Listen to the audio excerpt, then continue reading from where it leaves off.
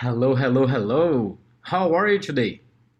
Well, now we are going to continue talking about phrasal verbs. And if you want to use a phrasal verb right now, we are going to keep on talking about phrasal verbs.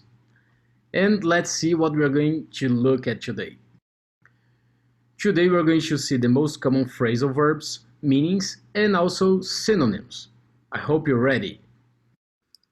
These are some of the most common verbs we use to make phrasal verbs. Probably you know most of them, and knowing their meaning is going to help you understand the meaning of the phrasal verbs within a context. Let's take a look at some examples. We are going to start with one activity today. Here we have some sentences, but the phrasal verbs are missing. Well, you can pause the video here and try to identify which verb you can use in each of the sentences. So I will give you some time and then I will show you the answers. Ready or not, let's go. Well, I hope you got the sentences correctly. The car broke down on the way to the airport. It took him a long time to get over his ex. It's difficult to learn German, but keep on trying. If you want to ride, I can pick you up at 6. Turn off your phone, please. The movie's about to start. Well, I hope you got it all correctly. A phrasal verb can have a concrete meaning or also an abstract meaning. When you talk about a concrete meaning, it means that if you see the verb, the main verb of the sentence, you are going to understand the meaning because it's quite literal. When it's abstract, it's more metaphorical in the way we are going to use it. Let's take a look at the examples here for concrete meanings. I gave my worksheet in at the end of the lesson. She got on the bus right before it left. We are going to the movie. Would you like to come round? So here, give in, got on, and come round have a literal meaning. If you know give, you're going to understand that she gave the worksheet. She got on the bus, so she is inside the bus. And come around, so she's coming somewhere. So here you can see that the meaning is quite concrete. And sometimes the meaning is abstract, like in these sentences. Her parents gave in and let her go to the party. Here, gave in is like, okay, accepted something even though you didn't want to. Leo and Ella don't get on, so it's not related to literally getting into a place. It's related to deal with each other well, to have a good relationship. And the third one, he was unconscious for 3 hours, but he came around in hospital. Here, came around is equal to become conscient. Well, now it's time to practice a little bit. Ready? Here we have some sentences, and what I want you to do is to tell me if those sentences have a concrete or an abstract meaning. Let's read the sentences. When he looked up, he saw a strange object flying and thought it was a UFO.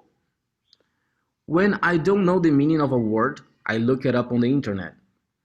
I decided not to go against the other members of my team and back their decision. This event is very important, so you need to dress up. When I look into her eyes, I know she's telling the truth. Very romantic, right? I don't know exactly what happened, but I will look into it. Well, you can pause the video now, and then I'm gonna give you the answers, whether those verbs are concrete or abstract. Alright, I hope you got everything correctly here. So we have the first sentence as concrete, the second and the third as abstract, the fourth and the fifth concrete, and the sixth abstract. Now let's move on and talk a little bit about the synonyms of phrasal verbs. You can frequently replace the phrasal verb by a regular verb, but usually when you do this, there is a change in the degree of formality.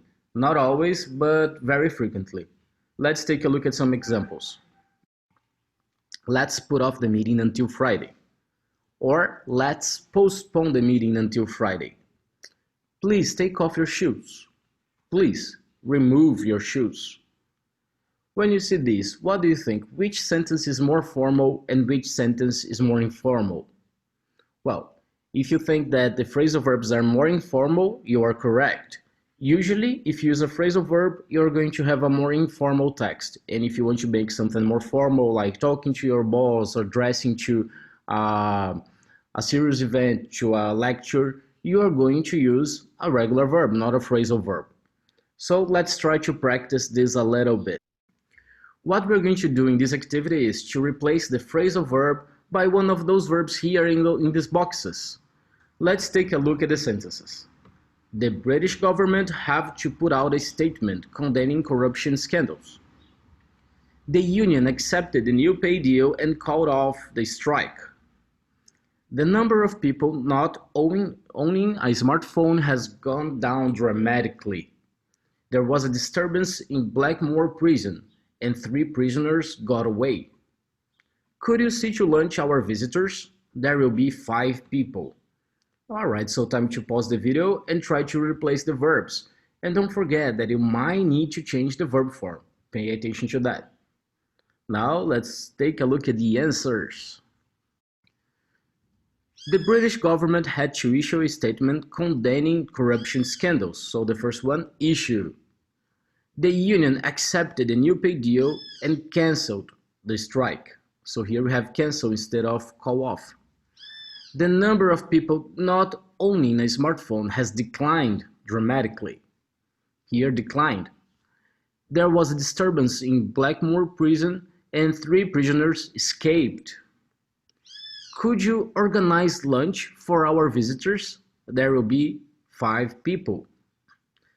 I hope you got them all correctly, but if you didn't, don't worry, because now we are going to have a different exercise for you to practice. Here we are going to go the other way around. In the sentences you have regular verbs, and the challenge is to replace them by a phrasal verb. Let's take a look at the sentences. They ignored my complaints. I'm so disappointed. He lied about everything and I believed it. I couldn't understand what he was saying with all that noise.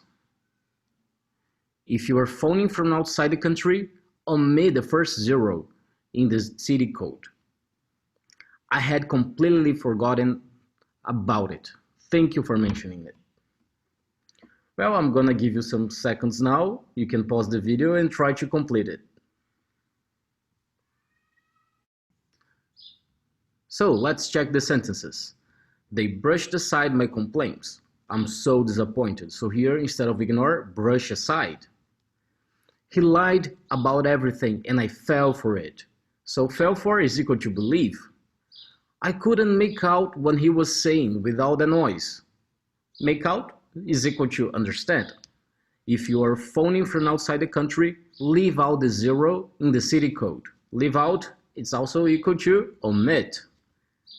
I had completely forgotten about it.